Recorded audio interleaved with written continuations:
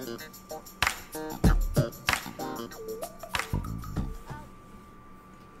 I'm Michael Hatcher with the Soul Cafe. With me is Michael Winfrey, and we're going to be talking about guys getting out of prison and how you can truly help someone in getting out of prison. We know a lot of ministries kind of help guys get food and clothing and all those things, but we want to talk a little bit in depth about how you truly can empower a man or a woman getting out of prison. What do you think is the best thing that we can help people with, Michael, them getting out of prison?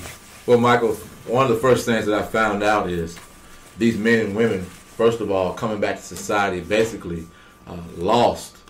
They haven't been trained to re-enter into society, and then when they come to society, society doesn't accept them.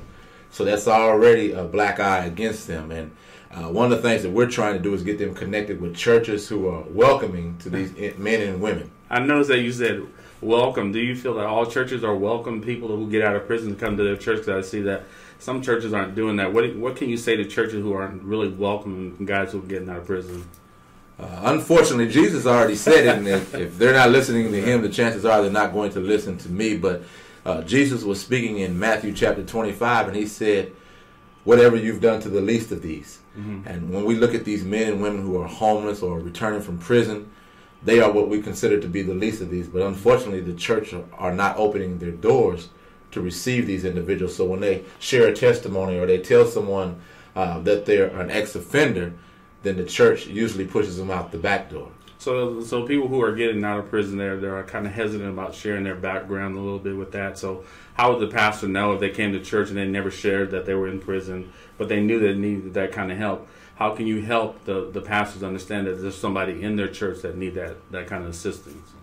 Oh, well, one of the things that I think the pulpit is the perfect opportunity for pastors to preach about these things and you to mean teach on about Sunday? these things. Sunday? Well, hopefully so. They usually do these kind of messages on Wednesday, but hopefully for the masses that they need to be educated and re-educated about these men and women who are returning back to our society, and ultimately they're sitting in the congregations of our churches. And I think as the church opens the door for the conversation, that more individuals will stand up and say, yeah, that's me. So you think, because if you go to church, you're going to find guys wearing orange jumpsuits. I mean, guys look very, very nice. They're dressed very nice. And so behind those nice clothing are those kind of things. So how can you help the incarcerated guy who's just gotten out? How can they go to the pastor without being so that's actually telling them, hey, I've been incarcerated? But the pastors need to know that. So how can you smooth that line to help them? Well, one of the things for the men or the women who are getting out and returning back to society is just to get involved in ministry. I think that your reputation and your character precedes anything else that's behind you. And so as the pastors and the church gets to know you, then hopefully you can open up that door and say, hey, that was me, or this is what my past looked like. One of the things that I say to the men and women that we get the chance to speak to every week is that everybody has an X on their back. Yes. If you're a believer, then you're an ex-something. Mm-hmm. You know, you're an ex-liar, ex-thief, you're an ex-person who cussed or lust, whatever it is, we're all ex-offenders. You mean we're not perfect? Praise God for that. No, we're not. All right. So doing that, like yourself, you're well-educated, well-spoken, and so having a testimony, when someone looking at this, they're going to look at you and I and say, well, those guys don't understand that. How can you tell them? Is there experience in your life or that you can share, that you're willing to share? Well, one of the things that's always been beneficial to me is that I carry myself in a certain way. And I think that, unfortunately, we judge individuals by what we see first before we know anything behind the scenes. Right. So when you look at me, what do you see? I'm an ex-offender. I spent time in the federal system, but you can't see that by looking at me. But you don't walk around saying that. No. You don't walk around saying I'm an ex-offender, and I notice that you're well kept, and does that bring a bad mark to you when you bring that up at the very beginning? People start judging you automatically when you say I'm an ex-offender. They start being standoffish. I think in most arenas that I've had the opportunity to speak, that no, that's not the case because I'm with like-minded individuals. Yeah. However, if I went to one of these mega churches or congregations with influential individuals and I said that, then yes, they may step back. But I think, again, that as a society, we judge individuals. I tell the men and women, I say that, why do I dress a particular way? I said, because I'm always on an interview. I don't know who individuals are, and they don't know who I am. And so, as a society, what do we look for? Do we look for a ball and chain and stripes or the jumpsuits when we think of prison? And so, because of the myth and the miseducation, society is, afraid of these individuals coming back. I noticed that you said a mega church. Is that an indictment against the big churches? So you're saying that the big churches are more prevalent, that they kind of judgmental? The big mega church pastors say, well, that's not fair to us that you would say that. So how would you? Well, actually, I would say it's an indictment against all churches, okay. Whether they have 20 members or they have 20,000 members.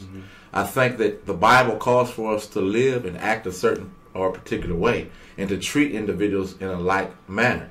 I don't think that Jesus would have the same attitude that most of the churches have.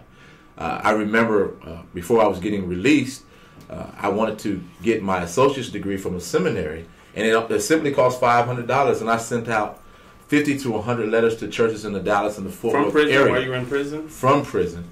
And not one church responded to say yes or no or, we'll pray for you or anything. Can you stop for a second?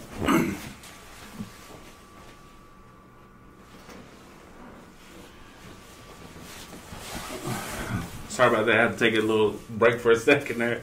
But you sent out 500, or how many did you send out to the different 50 churches? to 100. 50 to 100. Yeah. And you got no response from any of the churches? No response. Why do you think that is?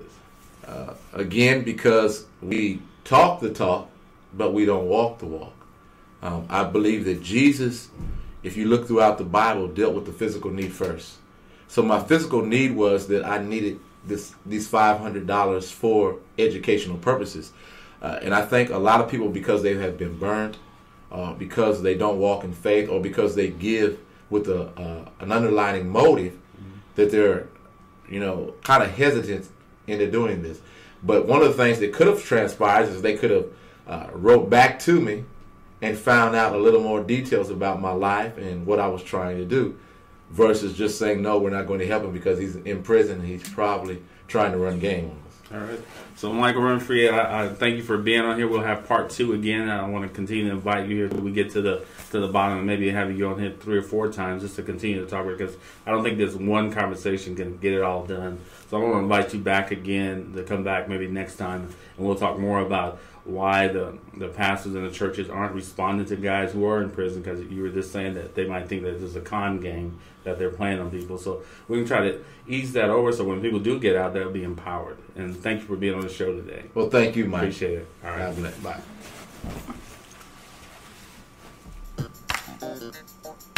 Bye.